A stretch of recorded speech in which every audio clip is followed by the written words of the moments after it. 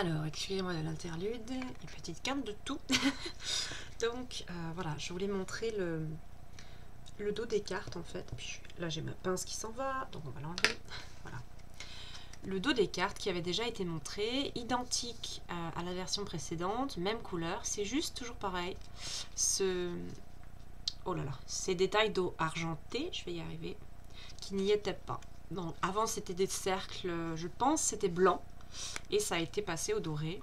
Et les lames sont donc réparties avec toutes les phases de la lune, de 1 à 28, avec à chaque fois, elles sont coupées en 4 séries qui correspondent aux 4 éléments. Le fond vert, c'est la terre, le fond bleu, c'est l'eau, le fond rougeâtre, c'est le feu, et il manque l'air, qui est peut-être violet.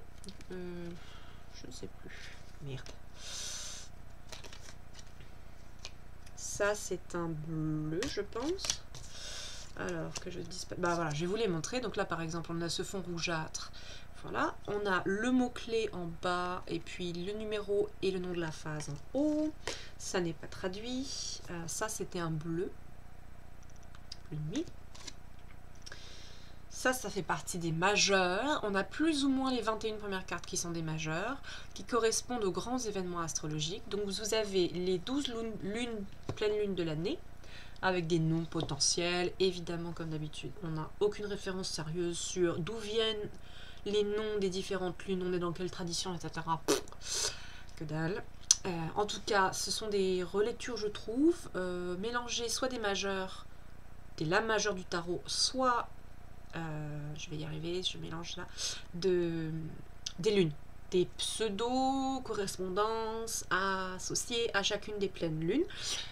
Et parfois il n'y a pas les majeurs du tout, c'est vraiment juste pour la pleine lune. En tout cas, c'est très réussi. Les mandalas, les 21 mandalas principaux sont magnifiques.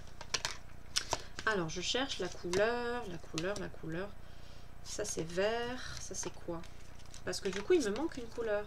Donc, on a des tas de mandalas magnifiques. Ils sont tous visibles en ligne. Les gens ont fait des tonnes de photos. Et on a aussi une grande partie des cartes qui correspond aux signes zodiacaux, qui sont rattachés à chacune des faces, des quatre sections, 4 éléments qui correspondent au découpage des 28 lunes. Des 28 phases de la lune, je vais y arriver, ce soir c'est dur. Et donc on a des signes d'eau, de terre, de feu et d'air. Et je ne trouve pas... Bah écoutez, c'est peut-être une espèce de violet bleu. Je ne sais pas. Bon, je suis fatiguée ce soir. Je pense qu'il y a du bleu, comme ici. En fait, ça doit être bleu. Oh, si j'arrive à le montrer. Tu veux bien faire le focus? C'est plutôt clair. Et ici, on a plutôt du violet. Je pense que l'air, c'est violet. Voilà. Qui est un excellent jeu pour se reconnecter aux phases de la lune. C'est peut être pratique d'avoir la carte du jour dans lequel on se trouve. Oh, j'ai du mal. Dans lequel on se trouve pour se reconnecter aux phases de la lune, qui sont souvent au-dessus de nos têtes, qu'on ne suit pas précisément. Tout simplement. Je pense que vous allez entendre les cris derrière moi, je suis désolée. Ça peut servir pour des rituels, quand les gens font des rituels avec la lune, qu'ils soient Wiccan ou autre chose.